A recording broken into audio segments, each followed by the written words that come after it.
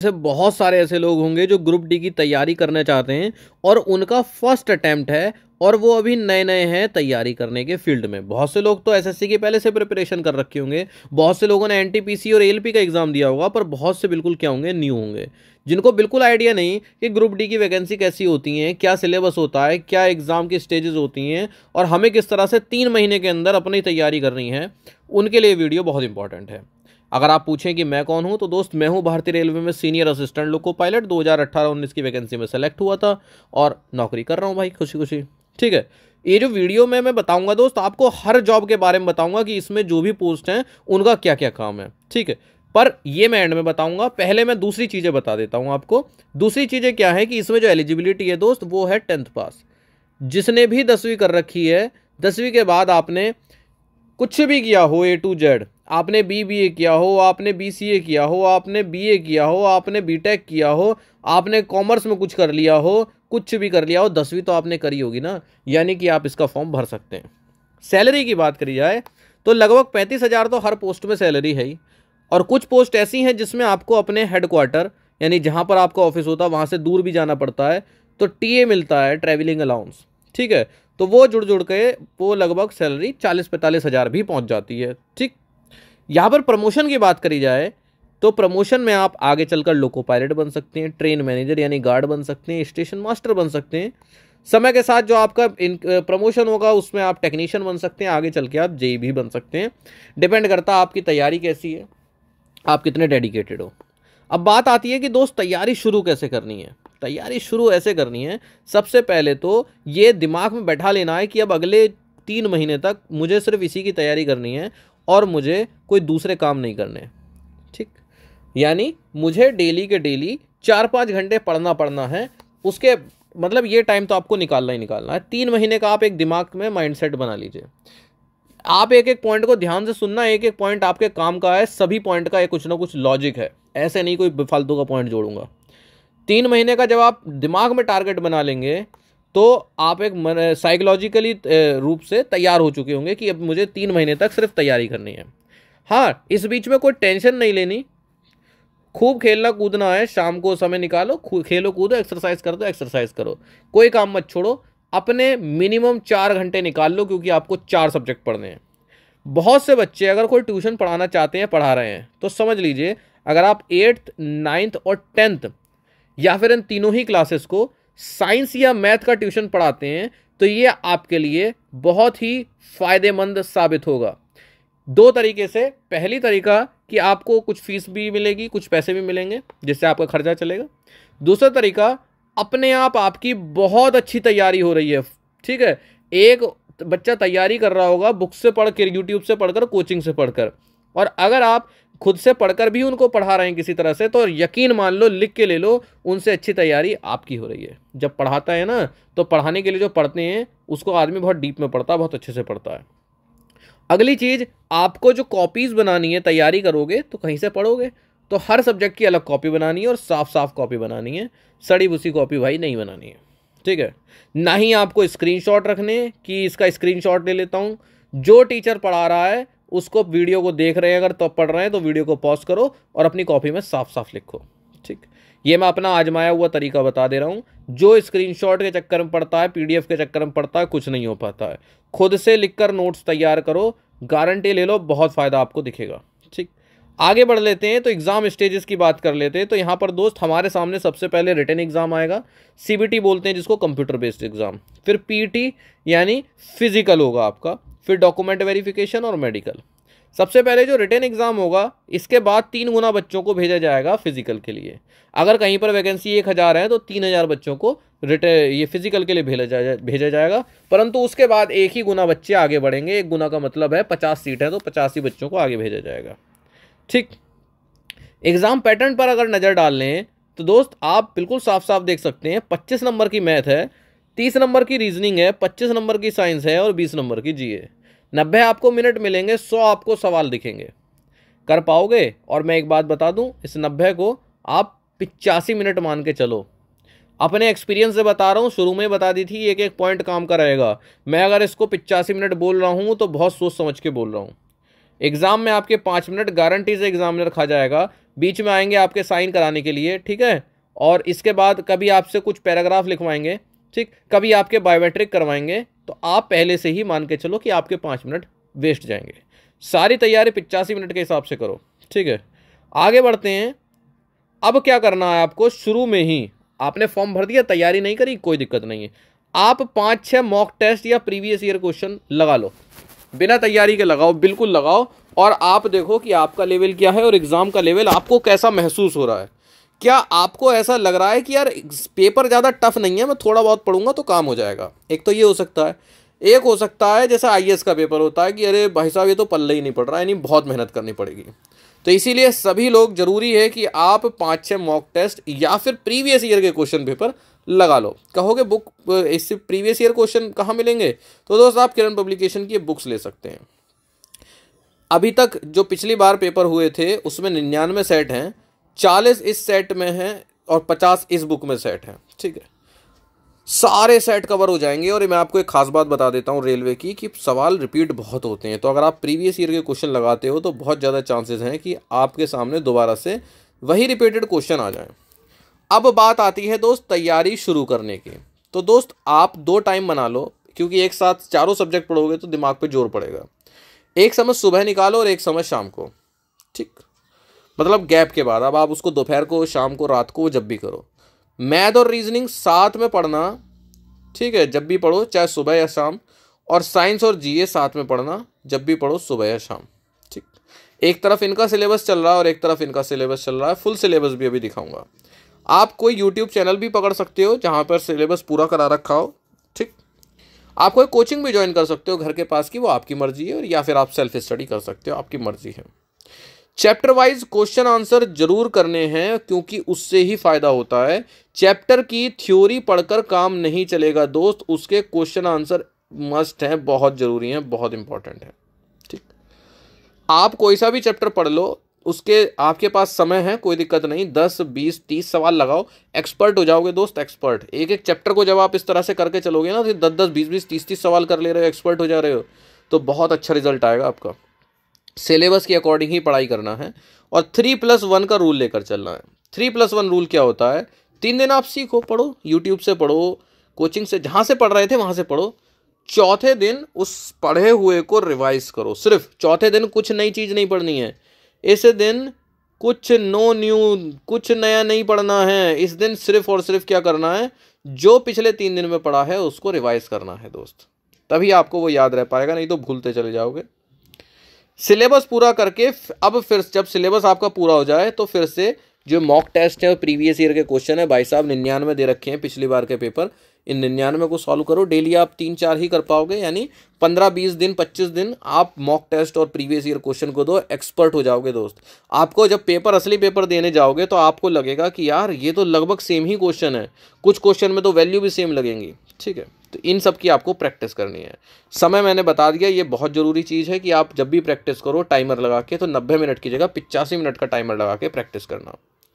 यहाँ पर मैं आपको एक बहुत खास बात बता देता हूँ दोस्त, कि रेलवे ग्रुप डी में किरण पब्लिकेशन की बुक से सपोज आप पढ़ रहे हैं और आपको समस्या आ रही है कि यार मैं ये सवाल समझ नहीं पा रहा हूँ, ठीक है, तो आप क्या करिए, डिस्क्रिप्शन में आपको लिंक मिलेगा, इनका यूट्यूब चैनल है किरण लर्नर्स अकेडमी के नाम से दोस्त, ठीक है।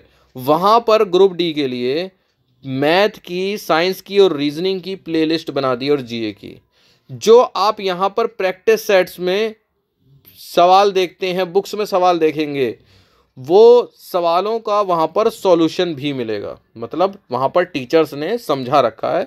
तो आप किसी भी सवाल को पढ़कर देखिए, सबसे पहले तो क्वेश्चन लिखा होगा, क्वेश्चन के बाद उसके ऑप्शन होंगे, पीछे आके आंसर लिखा होगा कि इसका सी आंसर है, उसके बाद उसका एक्सप्लेनेशन भी होगा, ठीक है। पर एक्सप्लेनेशन में भी अगर आपको समझ में नहीं आ रहा खुद से पढ़कर, तब आप क्या करना, देखना कौन सा सेट है। मान लीजिए 30 नवंबर 2022 का पेपर नंबर 3 है, तो आप देखिएगा, इसमें सपोज आपको साइंस का पेपर है तो साइंस खोलेगा और उसमें आगे बढ़ा कर देखना कहाँ पर आ रही है 30/11/2022 की 3rd शिफ्ट, और उसको वो समझा रहे होंगे टीचर, तो आपकी सारी परेशानी यहाँ से दोस्त दूर हो जाएंगी। फुल सिलेबस की बात कर लेते हैं, तो आप दोस्त एक कॉपी मैथ की बनाओ, एक रीजनिंग की बनाओ, एक साइंस की बनाओ और एक बनाइए जीए की। मैथ की बुक, मैथ का सिलेबस आपको यहाँ पर पूरा पूरा दिख रहा है। फ्रंट पेज पर इसको लिखिए, मैथ की कॉपी के फ्रंट पेज पर आपका सिलेबस होना चाहिए। उसी प्रकार से रीजनिंग के फ्रंट पेज पर रीजनिंग का सिलेबस होना चाहिए। साइंस दोस्त आपकी वही है अप टू क्लास 10th की, ठीक। और जीए तो बहुत बड़ा सब्जेक्ट है, यहाँ पर आप करंट अफेयर भी पढ़ना, स्टैटिक जीके भी पढ़ना, और मेरी सलाह है कि आप ट्रिक्स का यूज़ करते हुए अगर पढ़ें तो बहुत अच्छे से आपकी तैयारी हो जाएगी। ट्यूशन अगर आप पढ़ाते हैं तो वो सोने पे सुहागा काम करेगा। यहाँ पर बात कर लेते हैं, मैंने आपको बुक्स बता दी, 2 बुक बताई हैं जिससे आज तक रेलवे के ग्रुप डी में आए हुए सारे सवाल दोस्त आपके कवर हो जाएंगे। किरण पब्लिकेशन की प्रैक्टिस वर्क बुक भी आती है, बहुत बेहतरीन किताब है, और मैं डिस्क्रिप्शन में जो बुक्स का लिंक दूंगा आप उनको कंसीडर जरूर करिएगा। यहाँ पर मैं आपको कुछ जॉब्स की प्रोफाइल बता देता हूँ शॉर्ट में, जिससे आप समझ जाएंगे किस जॉब में क्या काम होना है। एक पोस्ट है यहाँ पर असिस्टेंट एसएनटी। एसएनटी का मतलब है सिग्नल एंड टेलीकम्युनिकेशन। तो जब भी रेलवे के सिग्नल्स में कोई खराबी आ जाती है या फिर कहीं के कम्युनिकेशन सिस्टम में, चाहे वो स्टेशन का कम्युनिकेशन सिस्टम हो, ठीक है, तो आपको वहां पर भेजा जाएगा, पूरी टीम जाती है जहां पर आप होंगे, आपके साथ टेक्नीशियन होंगे, आपके साथ जेई होंगे, एसएससी भी हो सकते हैं बड़ा मामला है तो, और आप उस खराबी को सही करके आएंगे। अगर वो दूर है, सपोज थोड़ा सा दूर है, कुछ किलोमीटर दूर है, तो आपको उसका टीए भी मिलेगा। इस प्रकार से वो आपकी सैलरी में ऐड हो जाएगा, ठीक। अगली पोस्ट है यहाँ पर असिस्टेंट वर्कशॉप की। तो असिस्टेंट वर्कशॉप किसी भी चीज़ की हो सकती है। वहाँ पर इंजन बन सकते हैं, हालांकि इंजन का टेंडर तो बाहर वालों के पास है। वहाँ पर ट्रेनों के डब्बे बन सकते हैं, क्या पता वहाँ पर मोटर्स बनते हों, पहिए बनते हों। तो वर्कशॉप में इस तरह की कोई भी वर्कशॉप आपको मिलेगी जहाँ पर कुछ ना कुछ काम होता है, वहाँ पर आपको कुछ काम अलॉट कर दिया जाएगा। ये नहीं कि आपसे सारे काम करवाए जा रहे हैं, आपको एक काम दिया जाएगा, आपको वही अपना काम निपटाना है। बहुत अच्छी जॉब होती है वर्कशॉप की। छुट्टियां होती हैं संडे की, वीकेंड पे हाफ डे हो जाएगा, आपको त्योहारों पर काफ़ी छुट्टी मिलेंगी। बहुत आराम के मामले में बेहतरीन नौकरी है वर्कशॉप की। इसके बाद आता है दोस्त असिस्टेंट ब्रिज। असिस्टेंट ब्रिज तो जैसे नाम है वैसा काम है। जो ब्रिज है बन रहा है, इसको बनाने में बहुत सारे लोग लग रखे होंगे। एसएससी देख रहे होंगे, उनके अंडर में जेई होंगे कई सारे, जेई के अंडर में कई सारे लोग होंगे। तो सभी से सही सच बात तो यही है कि आप काफ़ी नीचे लेवल पे आ जाते हैं। ग्रुप डी जो कर्मचारी हैं वो सभी के नीचे आ जाते हैं, जेई हो गए, टेक्नीशियन हो गए, और आपका काम एज अ हेल्पर होता है वहाँ पर पुल के निर्माण में, मेंटेनेंस में। वहाँ पर कोई टूट फूट हो गई, निर्माण हो गया, तो आप वहाँ पर एज अ हेल्पर काम कर रहे होंगे। इसीलिए मैंने कहा था असिस्टेंट ब्रिज को प्रायोरिटी में पीछे रखना, ठीक है, ठीक, थोड़ा पीछे रखना। अब सपोज धूप हो रही है बहुत, जुलाई की गर्मी है, या फिर तब भी आप यहाँ पर काम कर रहे होगे इतनी गर्मी में, बारिश हो रही है, काम करना है तो करना है, ठीक है, बहुत ज़्यादा सर्दी है, काम करना है तो करना। और पुल पे क्या होता है, देखिए ऊंचाई वाला मैटर है। कभी आप गिर गए गलती से, पैर अटक गया, ठोकर लग गई, बैलेंस बिगड़ गया 1% को, तो आपके लिए थोड़ी सी रिस्की जॉब भी है, ठीक है। तो असिस्टेंट ब्रिज से रिलेटेड दोस्त होते हैं। अगला हमारे सामने आ रहा है असिस्टेंट CNW, ठीक, कैरिज एंड वैगन बोलते हैं। ट्रेनों के डब्बे जो होते हैं, सिंपल से कोच होते हैं, उनके मेंटेनेंस, रख रखाव, उनकी सर्विसिंग, इन सभी से रिलेटेड CNW स्टाफ ही होता है। यानी कि ट्रेन का मालगाड़ी हो या पैसेंजर या एक्सप्रेस, अगर ट्रेन के डिब्बे में कोई समस्या आती है A to Z प्रकार की, या उसकी सर्विसिंग होनी होती है, तो यही डिपार्टमेंट के काम करते हैं। आप पूछोगे कैसी जॉब है, अच्छी जॉब है, कोई समस्या वाली बात नहीं है, अच्छी जॉब है, ठीक। ज़्यादातर अपने वहीं पर काम होता है इनका जहाँ पर ये रहते हैं, और अगर कभी जाना पड़ता है तो वहाँ का टीए मिलता है। अगली जॉब आ रही दोस्त असिस्टेंट लोको शेड। ये 2 तरह के हैं, एक था इलेक्ट्रिक और दूसरा कौन सा था, डीजल। दोस्त जैसे बाइक सर्विसिंग के लिए जाती है और वहाँ पे सर्विस करने वाले उसकी सर्विस करते हैं, सेम आपका यहाँ पर काम रहेगा। आप एक तरह से इंजन की सर्विस करने वाले हो। अगर आप इलेक्ट्रिक शेड में जाते हो तो वहाँ पर इलेक्ट्रिक इंजन अपनी सर्विस कराने आएंगे, और डीजल शेड में जाते हो तो डीजल इंजन अपनी सर्विस कराने आएंगे। कुल मिला के आपको वहाँ पर सर्विसिंग करनी होगी। ऐसा तो है नहीं कि जैसे एक ही बंदा पूरी बाइक की सर्विस कर देता आप भी कर दोगे, नहीं, सभी का काम अपना अपना बटा रहता है। आपका काम अगर इंजन के सपोज मोटर को देखना है, उसके ऑयल को देखना है, तो सिर्फ आपका वही काम होगा। बहुत ज़्यादा काम इस तरह से नहीं दिया जाता, क्योंकि एक आम काम को आदमी बार बार करता रहता है तो वो एक्सपर्ट हो जाता है, ठीक है। अगली पोस्ट है दोस्त असिस्टेंट ऑपरेशन इलेक्ट्रिकल।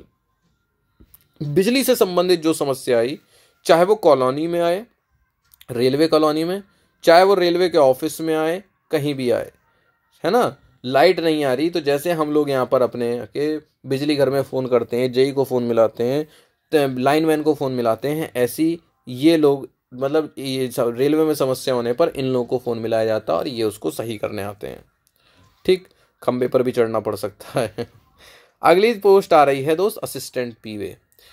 पीवे वाली जॉब में क्या है दोस्त, जैसे पटरी है कहीं से टूट गई, क्रैक हो गई, बेकार हो गई, तो इसकी जो मरम्मत करने का काम होगा वो पीवे वाले करेंगे। वेल्डिंग हो रही है, ये सब चीज़ें काम होता है। ठीक है, वहाँ पर आप एज अ हेल्पर काम कर रहे होंगे। अगली पोस्ट है असिस्टेंट टीएल एंड एसी। बेहतरीन जॉब है पैसे वाइज। क्यों?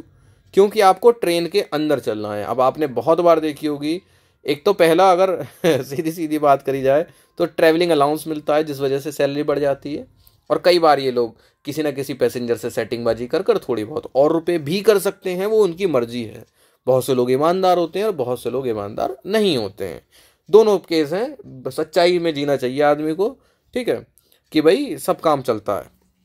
कई बार आप खुद ही पैसे देकर सीट अगर मिल जाए तो आप खुश हो जाओगे, दूसरी बार वहीं आप गाली देते घूमोगे दूसरे केस में कि अरे हमसे पैसे ले लिए ज़बरदस्ती।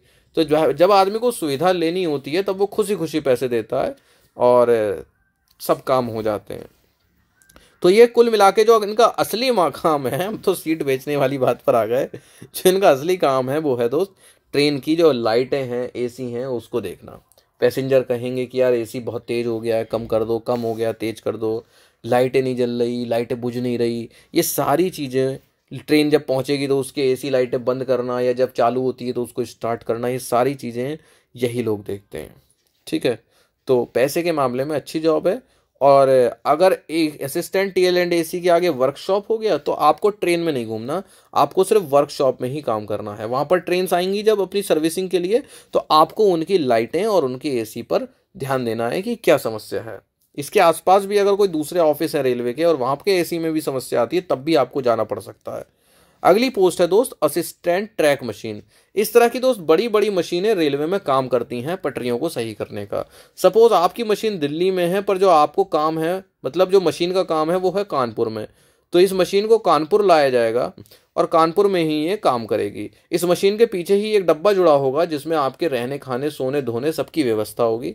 ये मशीन जहाँ पर भी पहुँचेगी रात को रुकेगी, वहीं पर आप रुकेंगे, आसपास की जगह से खाना लाएंगे, सॉरी सब्जी उब्जी लाएंगे, बनाएंगे, वो आपकी मर्जी है बनाएं या बाहर खाएं, सब आपको ही देखना है। कपड़े धोना सब कुछ मतलब अपना अपना करना है। एक तरह से आप कैंपिंग करने जाओगे, 20-21 दिन लगभग बाहर रहोगे और फिर 7-8 दिन के लगभग का रेस्ट मिलेगा आपको, मतलब वापस आपके घर पे, जब आप लगातार 7-8 दिन घर पे ही रहोगे फिर आराम करने के लिए।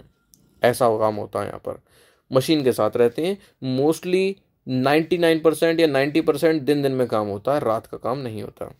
अगली पोस्ट है यहाँ पर दोस्त असिस्टेंट टीआरडी। टीआरडी की पोस्ट क्या होती है, जो ट्रेन के ऊपर ये बिजली के तार जा रहे होते हैं इनसे रिलेटेड होता है। अगर इसमें कोई समस्या आती है या नए तार डालने होते हैं तो इस डिपार्टमेंट को याद किया जाता है। आपको ये डब्बा मिला हुआ होगा, इसी में आप बैठे रहेंगे, जाएंगे ऊपर का तारों पे काम करेंगे। यहाँ पर नेक्स्ट पोस्ट है दोस्त पॉइंट्समैन की। ग्रे ड्रेस में इस तरह से आपने स्टेशन पर बहुत सारे लोग देखे होंगे, वो पॉइंट्समैन होते हैं। स्टेशन मास्टर के अंडर में एक कार्य करते हैं। ट्रेनों को जैसे ट्रेन आ रही है उनको झंडी दिखा देना, ठीक है, लोको पायलट के पास कुछ कागज़ वगैरह पहुंचाने हैं तो वो पहुंचा देना, उनका बक्सा रख देना, या फिर इनको समय पड़ने पर फाटक पर भी लगाया जा सकता है। स्टेशन के पास जो फाटक होगा उस पर भी फाटक पर इनकी ड्यूटी लगाई जा सकती है। अच्छी जॉब है, कोई समस्या नहीं है, लड़कियां भी इसको भर सकती हैं। ठीक है, और अगली पोस्ट आ रही दोस्त ट्रैक मेंटेनर ग्रेड 4 की। सबसे कठिन कह सकते हो, बेचारे गर्मी में पीछे पीछे 6-7 लीटर पानी लादे रहते हैं, बैग रहता है भारी, सर्दियों में भी बरसात में भी कई कई किलोमीटर ट्रैक पे चलते रहते हैं। एक तरह से नज़र रखते हैं ट्रैक पर कि कोई समस्या तो नहीं है। भाई आपको क्या लगता है कि ट्रैक क्या खाली पड़े रहते हैं, ट्रेन के राम भरोसे चल रही है? कुछ नहीं भाई, हर आदमी दिन रात काम कर रहा है। बड़े बड़े हथौड़े इनके हाथ में रहते हैं, साइड में ये कोई लोहे की जो लगे रहते हैं, इनको ठोकते रहते हैं कहीं ढीले ना हो जाए। काफ़ी कठिन नौकरी है इनकी। इनको ऑरेंज आर्मी बोला जाता है और बहुत रिस्की जॉब है, क्योंकि कोहरे वगैरह में पटरी पे ही चलना है। और सोचो पटरी पे ही ट्रेन चलनी है, तो अगर आप कभी कोई गलती हो गई तो फिर आपका काम हो जाता है भाई। तो ये बहुत रिस्की जॉब है। तो इस तरह से दोस्त आपको मैंने बता दिया। बुक्स के जो लिंक हैं वो दोस्त डिस्क्रिप्शन में हैं, बुक्स को कंसीडर जरूर करना क्योंकि ये आपके लिए बहुत हेल्पफुल होंगे। किरण पब्लिकेशन की बुक्स हैं, और वैसे भी मैं और भी बुक्स के बारे में बताता रहता हूँ। फिलहाल अभी आपको जो सबसे शुरू में ले लेनी है फॉर्म भरते ही, वो लेनी है प्रीवियस ईयर क्वेश्चन वाली बुक, क्योंकि आपको तैयारी से पहले ही प्रीवियस ईयर क्वेश्चन लगा लेने हैं। तब आपको क्या होगा, पेपर का आइडिया हो जाएगा। फिर आप ये कहते नहीं घूमोगे यार पेपर कैसा आता है, टफ आता है कि कठिन आता है, हमारे कितने नंबर आएंगे। मेरे भाई जब आप खुद 5-6 मॉक टेस्ट दे लोगे, प्रीवियस ईयर के क्वेश्चन दे लोगे, तो आपको पता चल जाएगा ना कि कैसा पेपर आता है। और जब तैयारी कर रहे होगे तो उस समय बहुत ज़रूरी है आदमी के दिमाग में होना कि कैसा पेपर आता है, वरना वो बेचारा कन्फ्यूज़न में ही रहता है।